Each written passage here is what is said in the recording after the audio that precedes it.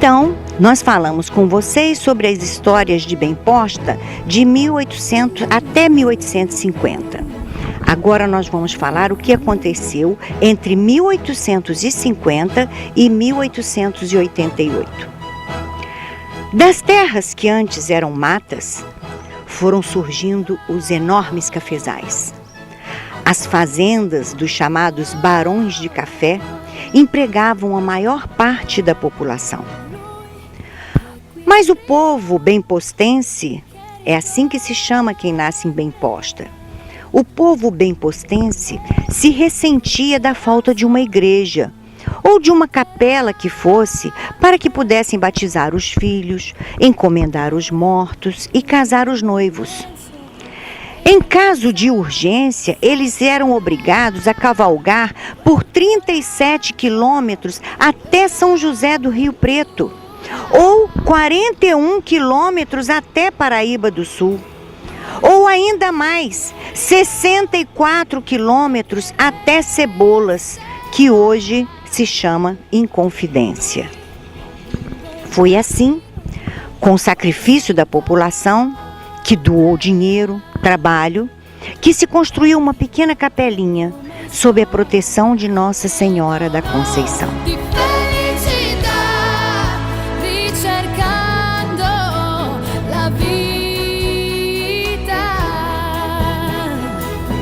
É necessário lembrar que ainda não existiam os cartórios e que a Igreja Católica era encarregada da guarda e da inscrição dos livros de registros. Havia livro de pessoa livre e livro separado para os escravos. Mas este sistema não era só em Bem Posta, não. Em todo o Brasil era assim. Em 1877, a população da freguesia de Nossa Senhora da Conceição de Bem Posta era de 5.255 pessoas, sendo que quase a metade era de escravos, trabalhadores na produção do café. Um dos proprietários da maior parte da fazenda Bem Posta era Antônio Luiz dos Santos Werneck. Quando ele faleceu, a fazenda Bem Posta, que era tão grande, ele deixou dividida para os seus 10 filhos. Deu a eles, a cada um desses 10 filhos, uma fazenda. Ele dividiu a Bem Posta em 10 fazendas.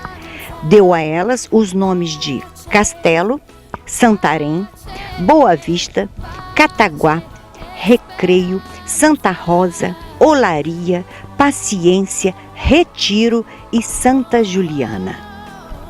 Olha como era grande a fazenda Bem Posta, que foi dividida em 10 fazendas. A maioria ainda existe até hoje. Aqui era uma região de muito movimento comercial. Três Rios nem existia. O movimento comercial era todo aqui. Por aqui passavam tropas de burros para levar para o nosso café para exportação, o café de qualidade. Com a riqueza que se acumulava nas fazendas, o luxo e a nobreza eram atraídos para as grandes fazendas dos barões de café. Haviam bailes, para cá vinham comendadores, capitães, o barão de Bem Posta, o barão de Palmeiras, capitalistas, negociantes, todos visitavam. Todos se apaixonavam e aqui se tramavam matrimônios. Tudo isso era feito aqui em Bem Posta.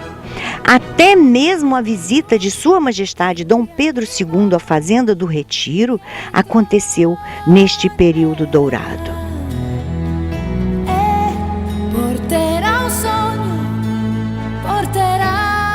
E vamos falar de outro período.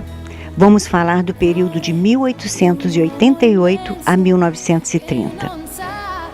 Em 1888, aconteceu a Lei Áurea.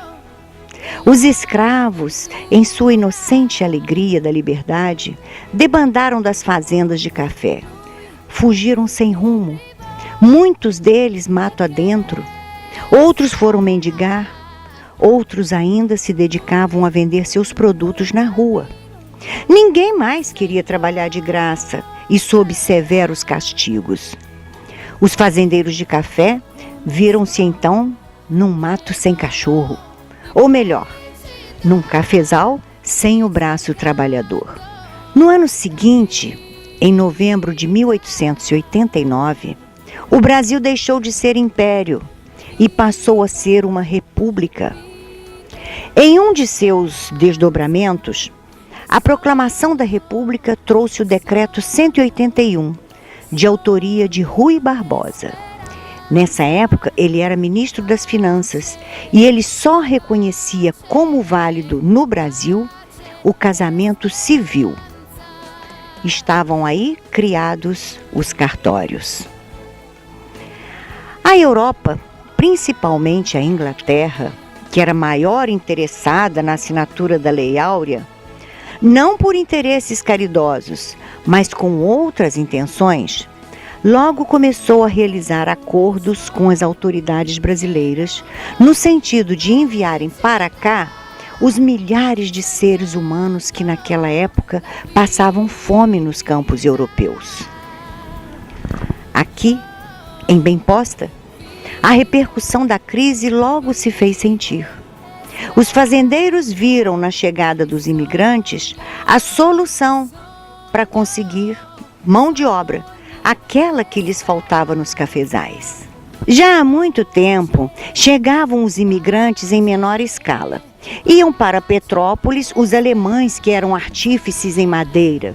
Para Nova Friburgo iam os suíços, aqueles especialistas em laticínios.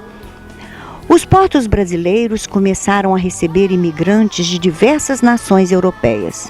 Os navios chegavam com mulheres, crianças, maridos e trouxas. Eram milhares de almas que eram desembarcadas em locais previamente estabelecidos.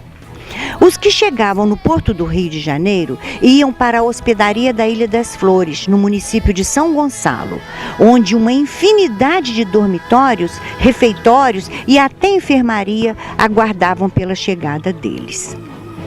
Em sua maioria, esses imigrantes eram italianos e portugueses, mas havia também alemães, suíços, austríacos, poloneses, russos e até mesmo os árabes do Oriente Médio, nossos antepassados. Os fazendeiros enviavam uma pessoa de confiança. Essa pessoa tinha o apelido de Gato, para fazer a escolha dos colonos imigrantes. O Gato nada mais era do que um capataz. Na hospedaria, ele escolhia as famílias que vinham carregadas de trouxas. Eram colocadas nas carroças e essas carroças traziam as famílias para as fazendas. Todas essas famílias vinham com um sonho, uma ideia fixa: fazer a América.